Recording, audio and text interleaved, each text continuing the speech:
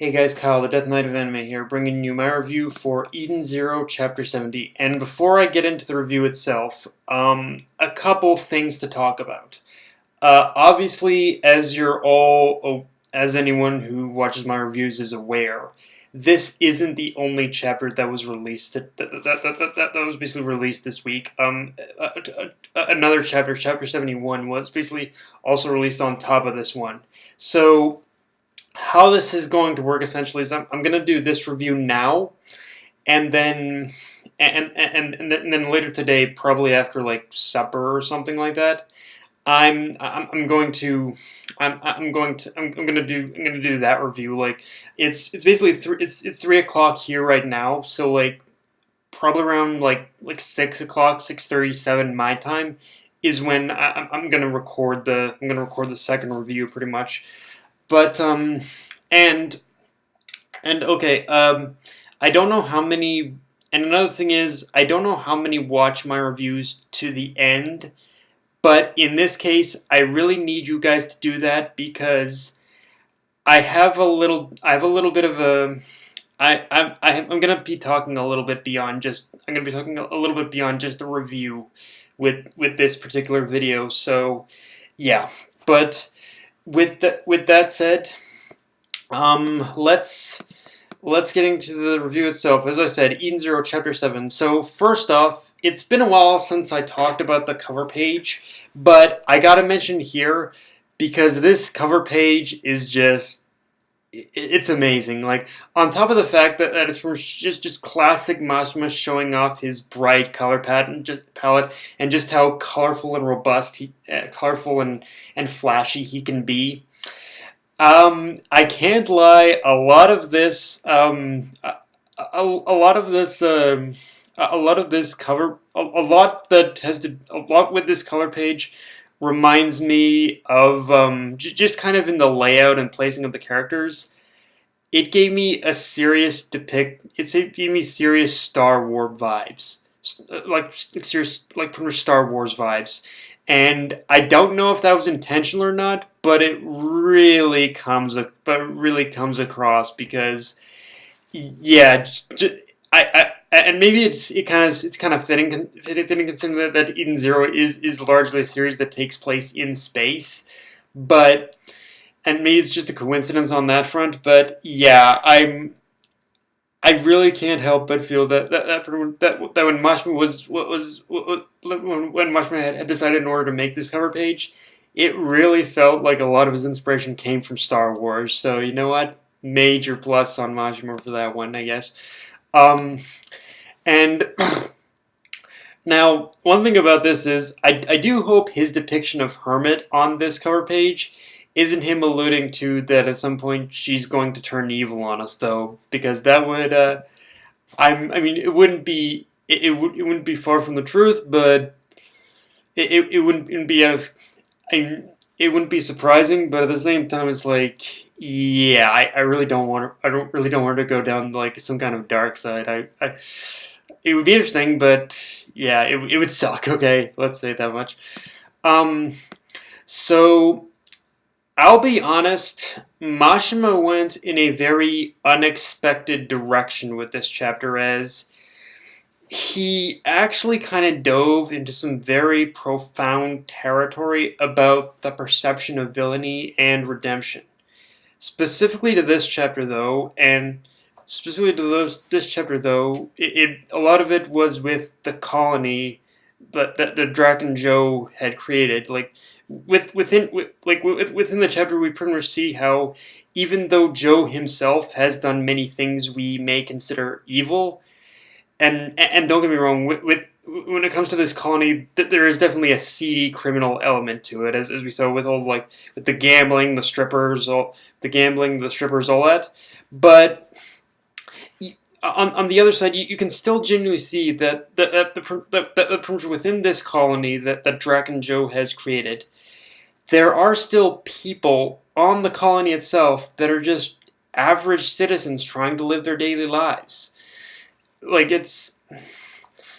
and none of them are like you can tell that none of them are like genuinely evil. They're just trying to they're just trying to they're obviously like just people who have pretty much nowhere to go, and by living on this colony they've found purpose in their life. So in that sense, it just shows that there's pretty much two sides to everything.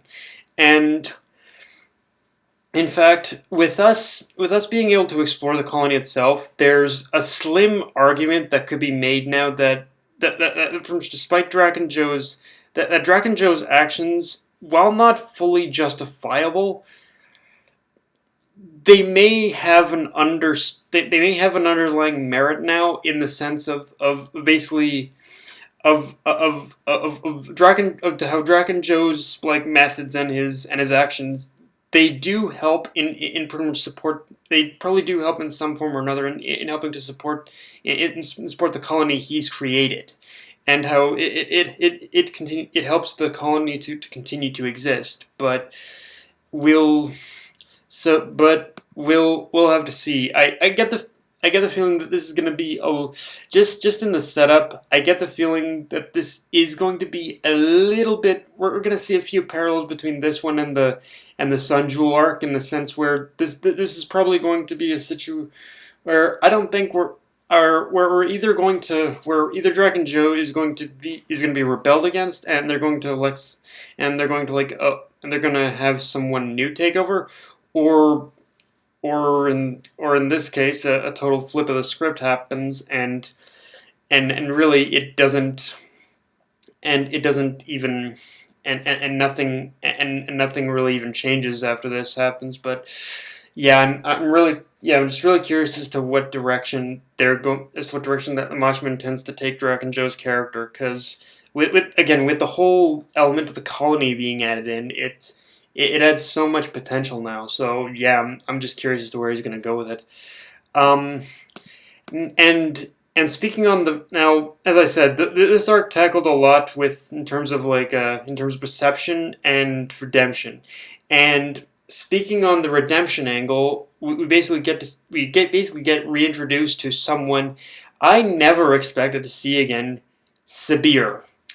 And for those who saw my earlier reviews, you'll know he wasn't exactly my favorite character, but holy crap, this chapter just opened his character up to so much genuine development, and honestly such a likability to him all of a sudden. And I do mean that genuine part very literally, because there was just a genuine there was just a lot that we get of this older Sabir that made me really sympathize with him. And I mean, obviously, this definitely isn't the Sabir it was said already in this chapter that this definitely isn't the Sabir we encountered in earlier parts of the series. But just comparing him to how we saw him previously, to how remorseful this Sabir is, and how much he regrets any actions, even if he's not the one who committed them. It really shows just a genuine sense of remorse and empathy for his character now, just in this one moment. And in general, just seeing our heroes and Sabir just sit down and talk just made it all that much more of a humanizing moment for Sabir. Like, holy crap, I'll say this much, I'm very rarely the kind of guy who gets emotional, but just reading this chapter, reading the dialogue of the characters, and of the characters exchanging dialogue between Sabir and our heroes, and even basically Weiss's whole thing to Pino about how Sabir wasn't always the man he was.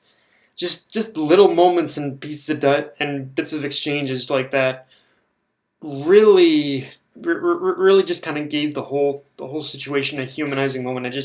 It humanized Sabir in such a way that honestly it's one of those things where I kind of wanted more moments like that in basically Sabir's actual like in the story arc that actually had Sabir in it, but it's but yeah, it was just it was such a surprise and so great to have a moment like that here, I guess. Um, and yeah, let's talk about the final moments of the chapter because it seems one of the things that was on my wish list to happen last arc is finally gonna happen. The 4 Shining Stars versus Draken Joe, and I couldn't be more hyped for that. Like, holy crap! Hopefully, don't freaking tease me, Mashima. I want to see the 4 Shining Stars. I want to see Witch. I want to see freaking Ivory. I want to see freaking Hermit. I want to see them all go in on.